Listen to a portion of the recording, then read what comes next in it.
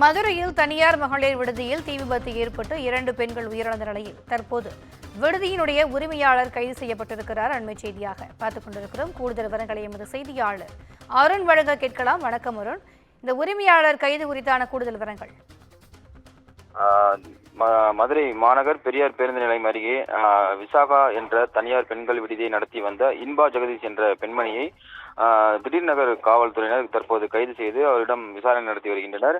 மதுரை மாநகர் பெரியார் பேருந்து நிலையம் அருகே உள்ள கற்றாப்பாளையம் தெருப்பகுதியில் அமைந்திருக்கக்கூடிய விசாகா பெண்கள் தங்கும் விடுதியானது கடந்த சில ஆண்டுகளாக செயல்பட்டு வருகிறது. இங்கு மதுரை, தேனி, திண்டுக்கல் உள்ளிட்ட பல்வேறு மாவட்டங்களைச் சேர்ந்த 45க்கும் மேற்பட்ட பெண்கள் தங்கி பணிபுரிந்து வருகின்றனர், மேலும் படித்தும் வருகின்றனர். இந்த நிலையில இன்று அதிகாலை 4 மணி அளவில் விடுதியில் இருந்து கரும்புகையானது வெளியேற தொடங்கியது.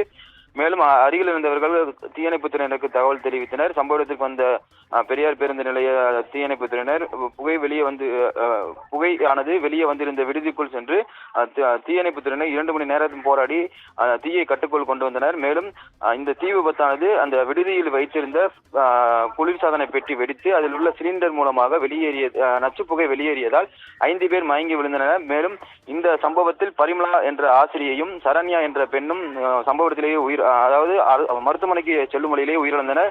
மேலும் இந்த விடுதியை நடத்தி வந்த வார்டன் புஷ்பா, செவிலியர் கல்லூரி மாணவியுமான ஜனனி, சமையலர் கனி ஆகிய 3 பேரும் எல்லிஸ் நகர் பகுதியில் உள்ள தனியார் தீக்காய சிகிச்சை மருத்துவமனையில் சிகிச்சை பெற்று வருகின்றனர். இந்த விபத்து குறித்து தற்போது இறந்தவர்களின் உடலானது மதுரை அரசு ராஜாஜி மருத்துவமனைக்கு அனுப்பி வைக்கப்பட்டிருக்கிறது. முதற்கட்டமாக இந்த பிரிட்ஜ் வெடித்து ஏற்பட்ட விபத்தில் மூச்சுத்திணறல் ஏற்பட்டு இருவரும் உயிரிழந்ததாகவும் முதற்கட்ட விசாரணையில் காவல்துறை விசாரணையில் தற்போது தெரிய வந்திருக்கிறது. மேலும் இந்த விடுதியுடைய அந்த கட்டிடத்தின் உரிமையாளரிடம் விசாரித்த போது பல ஆண்டுகளாக இந்த கட்டிடத்தை குத்தகைக்கு விடப்பட்டிருப்பதாகவும் அவர் தெரிவித்தார். மேலும் இந்த கட்டிடமானது நீதிமன்றத்தில் வழக்குகள் இருப்பதாகவும் 2 ஆண்டுகளுக்கு முன்பே பழமையான கட்டிடம் என மாநகராட்சி சார்பில் நோட்டீஸ் வழங்கப்பட்டதாகவும் இதனைத் தொடர்ந்து அந்த விடுதியை நடத்தி வரக்கூடிய நபரிடம் தான் தெரிவித்ததாகவும் அவர் கூறுகிறார். மேலும் இந்த விபத்து குறித்து மதுரை மாவட்ட கோட்டாட்சியர் மற்றும் மதுரை மாநகராட்சி ஆணையாளர் தினேஷ்குமார் ஆகியோர் நேரில் சென்று விசாரணை நடத்தினர்.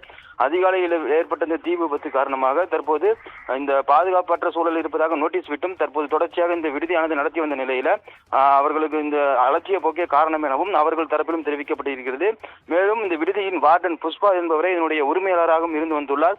இந்த பெண்கள் விடுதியில் வார்டன் புஷ்பாவும் மருத்துவமனையில் தற்போது அனுமதிக்கப்பட்ட நிலையில் விடுதியில் தங்கியிருந்தவர்கள் விவரம் பெறுவதிலும் காவல்துறையினருக்கு கடும் சிரமம் ஏற்பட்டுள்ளது.